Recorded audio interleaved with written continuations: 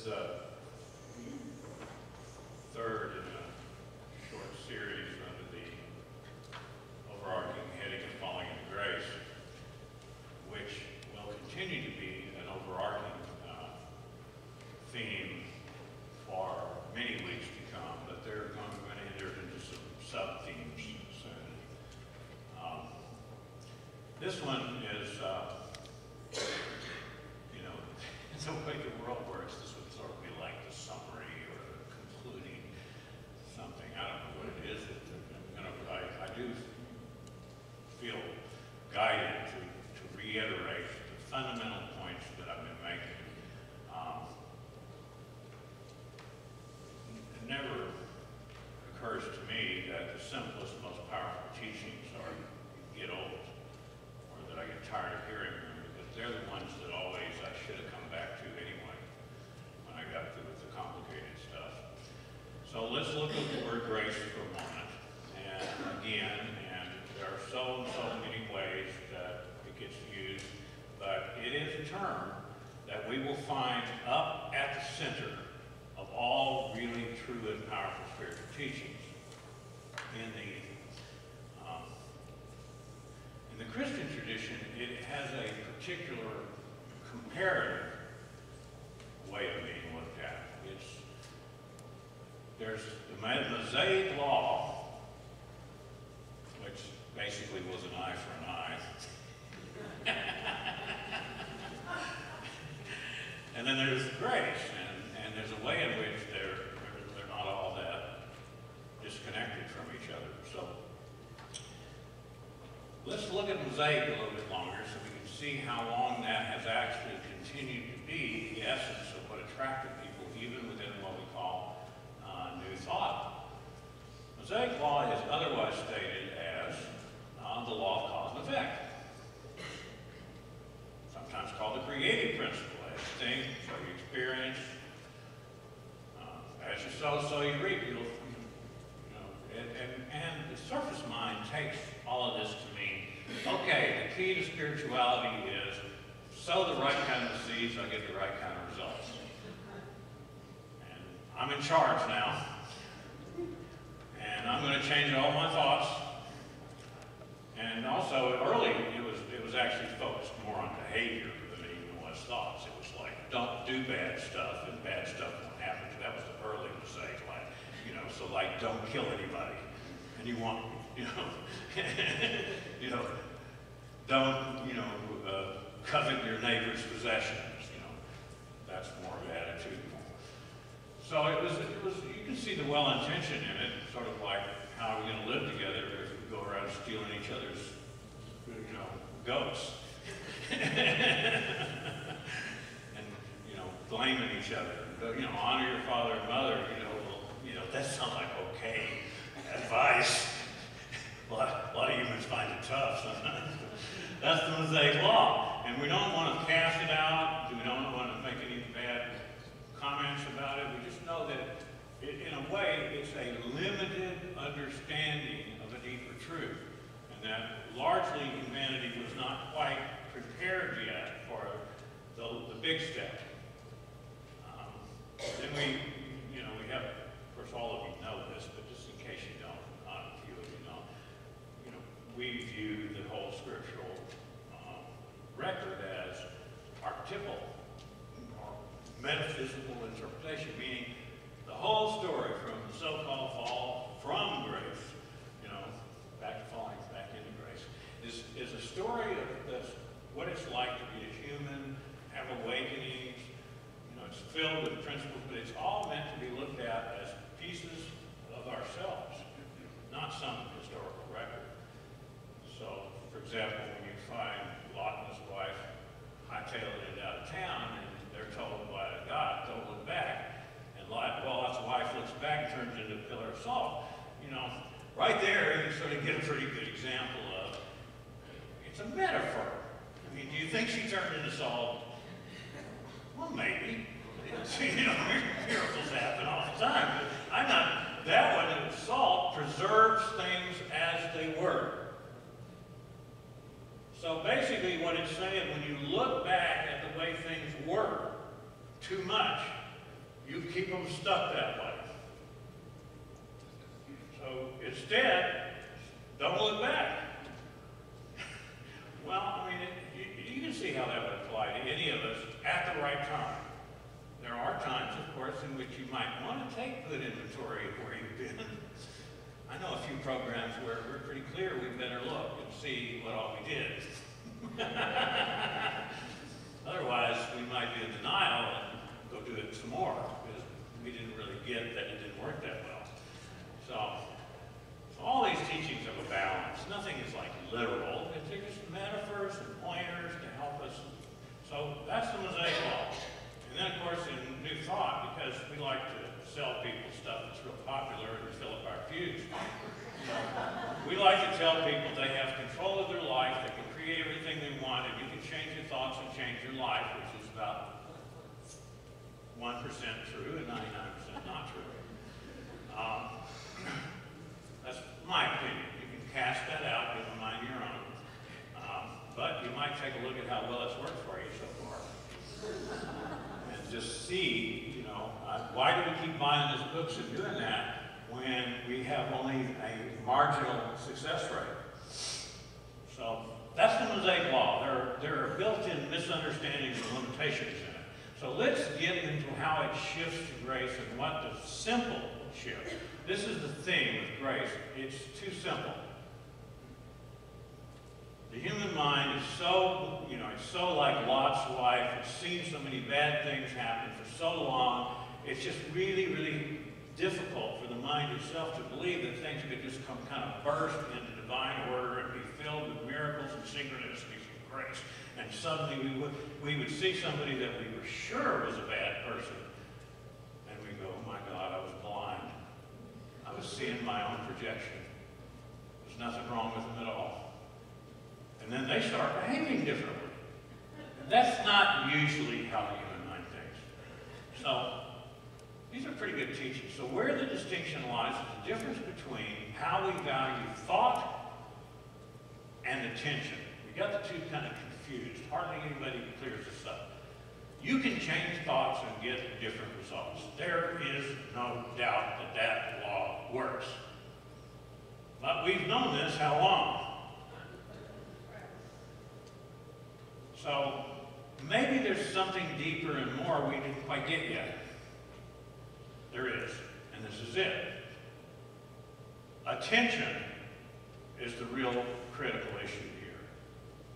Attention, not thought.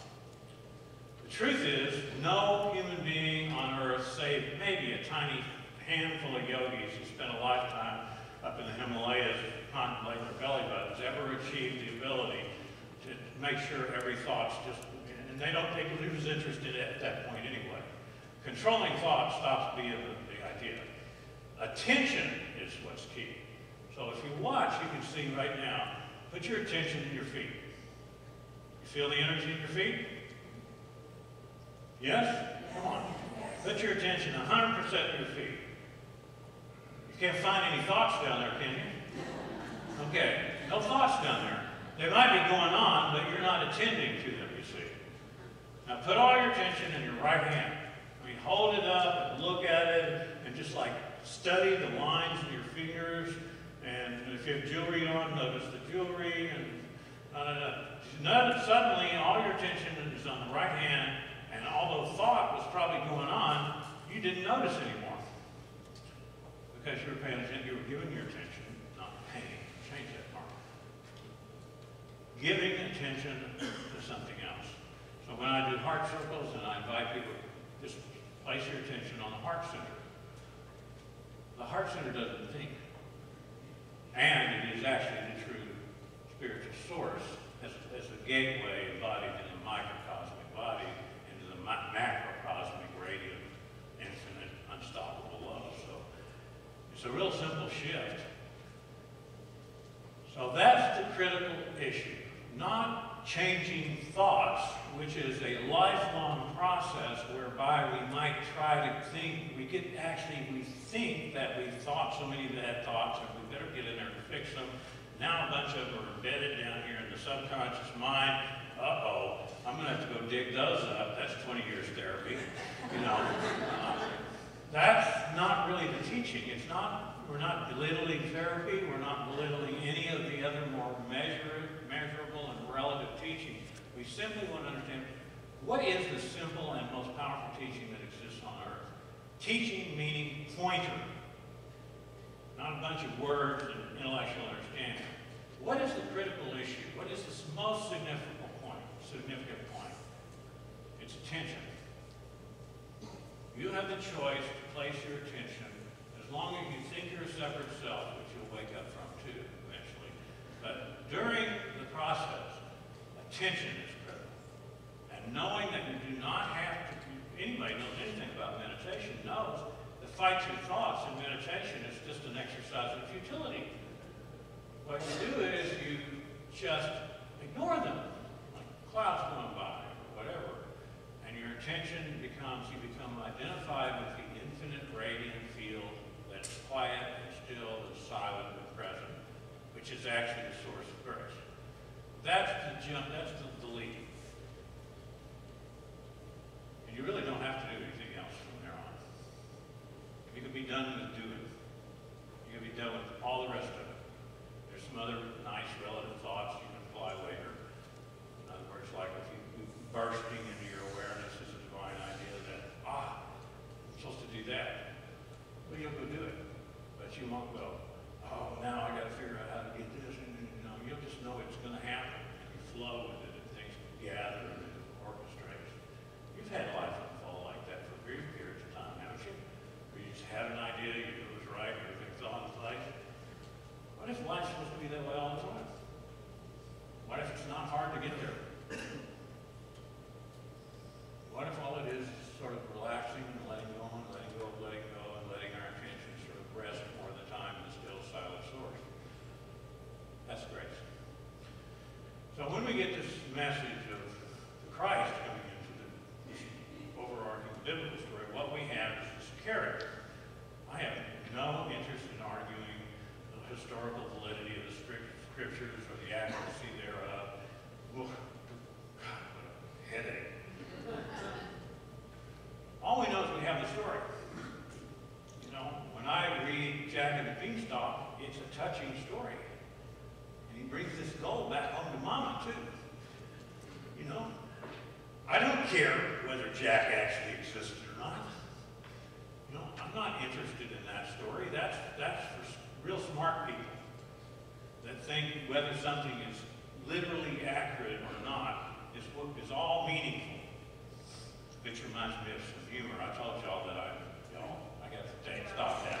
I was in Birmingham for a year. I'm in Cincinnati now. I'll drop the y'all. But you like it? Okay. Well, y'all come then.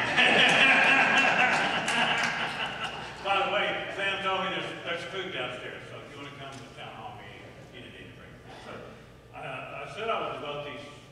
I'm going to devote for as long as I'm sensitive. I have no idea how long that is, but it could be a while. I mean, this is all ultimately Mark Pope's personal commitment. And I'll say it once in a while. You'll even hear little sigisms come out of my mouth. To my spiritual mentor in the Unity group. I have many, many teachers that affected me. Sig Paulson. Sig is big on humor. So I'm going to start out here with a quote from a book. How many of you read Carlos Castaneda back in the day? And for those that didn't, it's a really wild ride. Believe me, it's a different teaching. Don Juan is like he's the writer, and he's kind of becomes the fall guy, the straight guy. His teacher, Don Juan, he's always teaching him how dumb he is and what his mistakes are.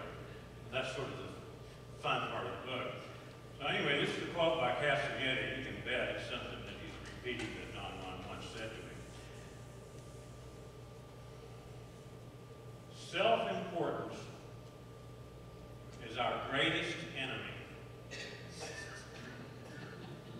You start laughing now, can't you? Think about it. What weakens us is feeling offended by the deeds and misdeeds of our fellow humans.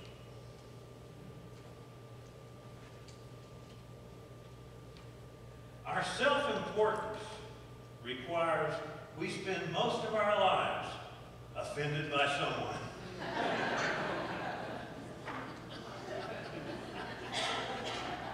We should just barely be ready to laugh about that. So the way synchronicity happens for me, I got that in an email last night, and I had just pulled out a little funny, humorous story, and I thought, oh, this fits perfectly. The story is a story about an airplane pilot and 3 passengers, a Boy Scout, a holy man, and a scientist. And the engines just died on the plane. The plane's going down. The pilot rushes to the back of the cabin, and he tells the passengers, you know, the engines have died, the plane is going down. We only have 3 parachutes. My family needs me. He grabs the parachute and jumps out. The scientist grabs the parachute and he says, I'm the smartest man in the world. It would be a great loss for my life to be smitten out. And he jumps. The holy man looks at the Boy Scout. He said, well, I've lived a full life. I guess I'm ready to meet my maker. Son, you've got a lot of life ahead of you. You say, the boy says, hold it, hold it, hold it. He said, we need to think about this again. He said, you know, the smartest man in the world just jumped out of the airplane wearing my knapsack.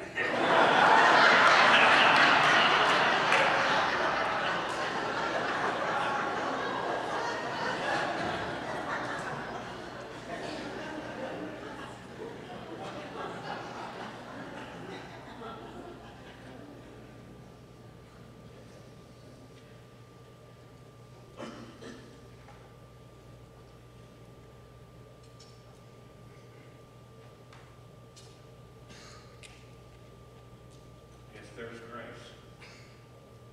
It has to be for everybody. It has to be. It can't be grace and exclude anyone or anything. Maybe the person or the circumstance cannot yet receive it. That's none of my business. It's here.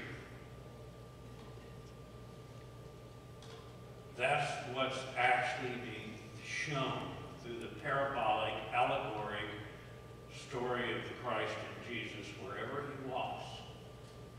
Without process, the blind see, the deaf hear, the lame walk, and the dead rise. Without process. Without any process at all. If you look around and you study it carefully, all there ever is a willingness on the part of the so-called recipient. That's all. An openness, a simpleness. That's what it means to become as a child again. We got too smart. We got too smart to do thought. We learned too much. And we got misled. We got lured back into the old teaching because it's attractive to the little me that we aren't.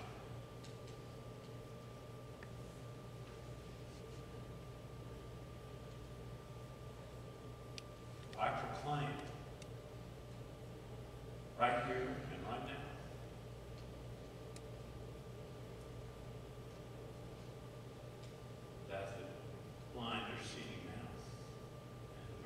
inside of this. Anything in us that was blinded by our judgments or our history, the blind sees now. There was nobody wrong and nobody to blame.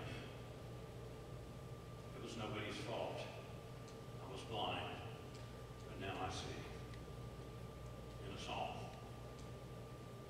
deaf ear,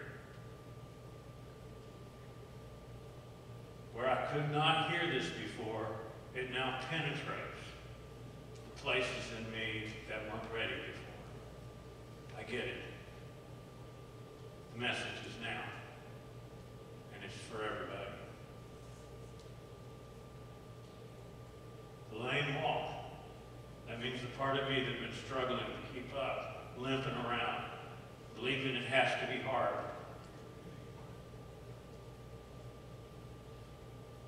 Suddenly it just takes up its bed and walks. No problem anymore.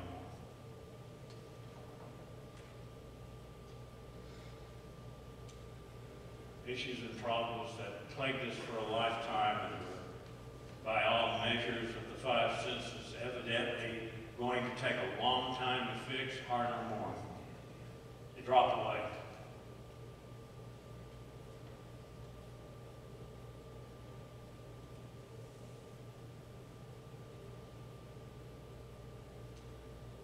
The dead rise.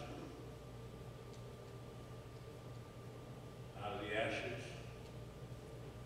Off of the cross. I don't care what metaphor you use. This is the ultimate fulfillment of every spiritual law. It's called grace. It functions when we're done with our way. When we're all through imposing our personal will and struggling, even high-minded and well-intentioned as our personal struggles may be. No matter how good an argument we can present for how well, I gotta keep trying. And you may have to. You may have to exhaust that part of yourself. I've had to at times, and then it's just, but the dead rise, nothing dies. Nothing really dies.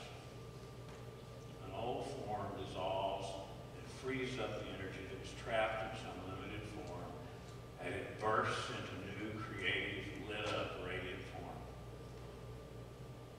That's the truth. You know it, and I know it. We know it for each other, and we know it for this collective. I also proclaim that the New Thought Unity Center is the biggest, most measurable miracle ever beheld in the Western world in a New Thought church.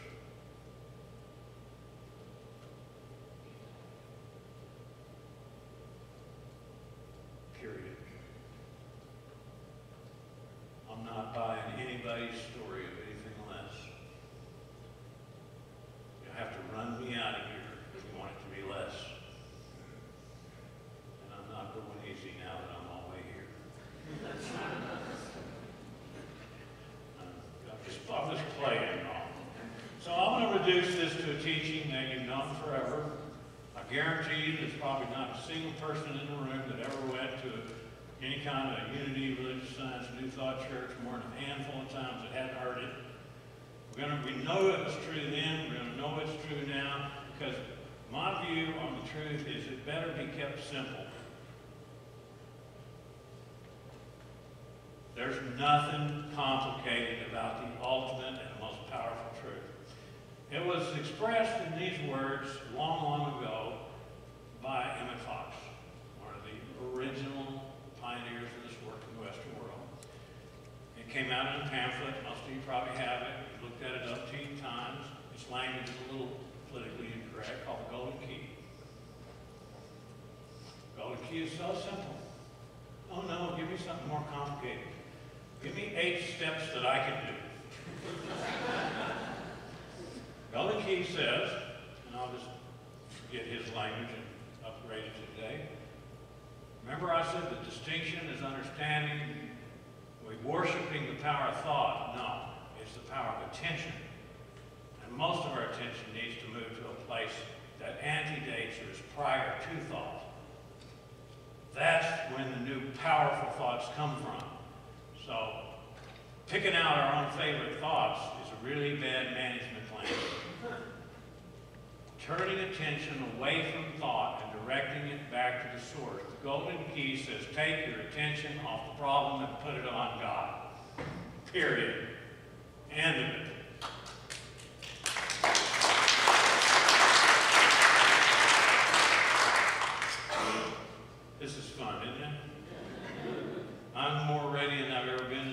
6 or 7 years, and y'all are already. So it's just got to work. And this one little key that as a spiritual teacher I really want to help you be sure of. The word God got whacked around. It's, you know, it almost means to the conditioned consciousness, you know. Maybe it doesn't mean a bearded guy in the sky, but it definitely still means male. You know, instead of, you know, it's really goofy. So what we're really talking about when we take your attention off the problem and place it back on, let's say, the infinite, ever-present source, which is grace, is right here. I want to make it real lookable. Look around the room. You see the bodies in the chairs? You see the screens? What you may not notice immediately, because the way we've been conditioned, is the immense, empty, open space in between the objects and the things that are resting in it. And that space is observable by the naked eye. That is the source. It's so unremarkable because it doesn't move, and it doesn't appear to move, it doesn't appear to change, it has no qualities. Empty is a one word that Buddhism uses, but they don't mean it the way the Western mind thinks. It just means it doesn't have any actual form to it yet. But it's the source and the substance of all form, and it is infinite potential for a new form at every second. Stillness, silence, spaciousness. That's our only job. A little more time not listening to clickety, clickety, clickety, click, or letting it clickety, click along without you. Deep breath, a moment of silence, just a moment of stillness, which actually stillness isn't go be still. Is this space moving, or is it still? Come on, play with me. It's still, isn't it? It's already still. Did we think this was some etheric, otherworldly?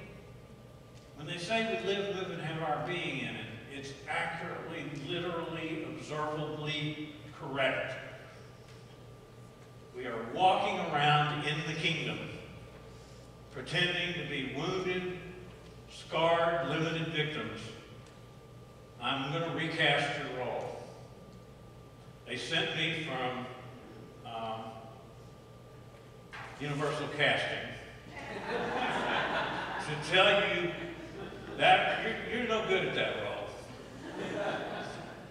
Now you're going to play awake, alive, filled with grace, overflowing with joy, everywhere you go, all the time. You're the You don't have to have any special education for this. It doesn't matter if you took S 30 years ago or you missed getting it. I don't care. It doesn't matter anything. Just move your attention off the problem and place it on the infinite invisible. Let it do its perfect work. Stop running the story of the past through your head, or tell somebody that wants to hear it, because I'm getting tired of it. That's both sarcastic and accurate. Stories of woe is me and how bad it's hurt and how long it's hurt. I got mine in the book. You can read mine too. Let's put it behind us. The vision for this church is already 100,001% successful. Nobody deserves to hurt. Nobody's to blame for the past. Nobody. You can never get to the root of the problem, and you'll never solve it by analyzing it. Instead, you want to be like Harvey, the rat, James Stewart, and Harvey.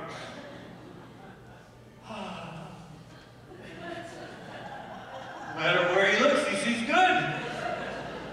That's not all that dumb. Or maybe it is, compared to the smart guys in the world. It's a good idea. He just sees goodness. It's not namby-pamby. It's not spiritual bypass. It's vital, direct, immediate, instant truth.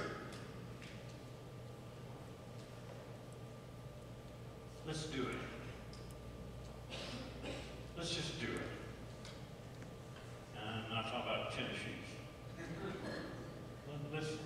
do our part.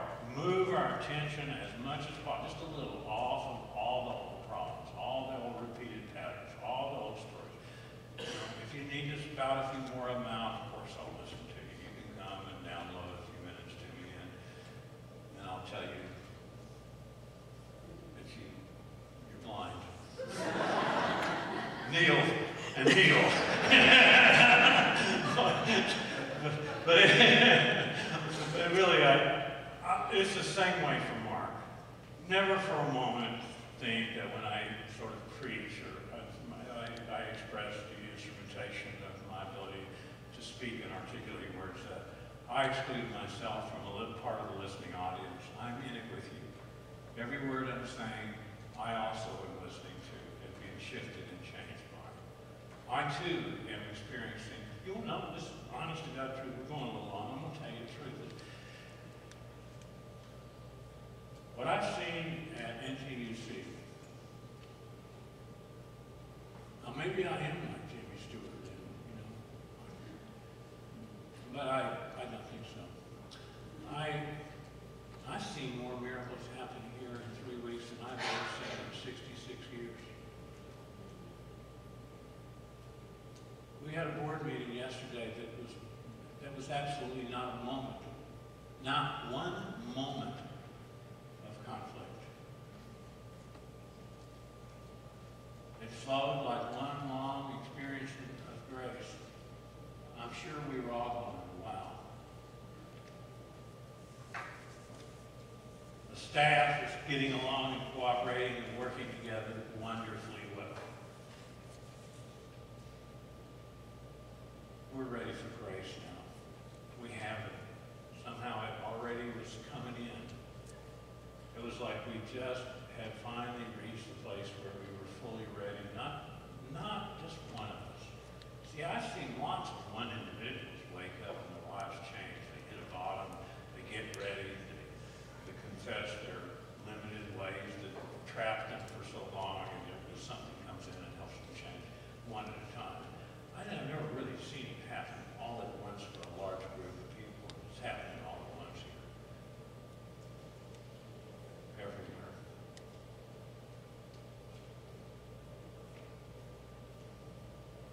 I'm not a slick salesman guy. I wouldn't come in here and lay out some phantasmagorical vision if I were not guided by some power that I don't understand myself to utter these kinds of words and make these kinds of proclamations. It's not even me saying them.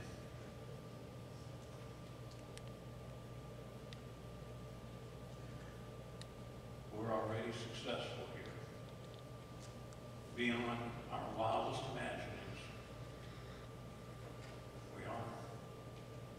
We're already trustworthy.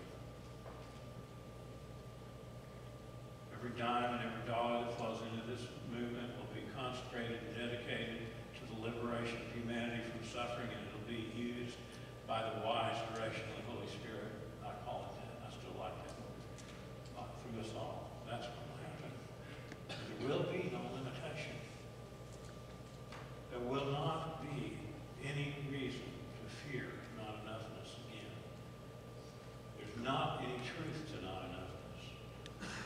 Not enoughness is a manifestation of fear. We no longer fear. We don't live in fear anymore. It's not our church. It's a public trust. It's not a family church either. It's a program-sized church. It's for thousands of people that haven't been here yet. It's not for us. It's for the next generation and many, many people that are waiting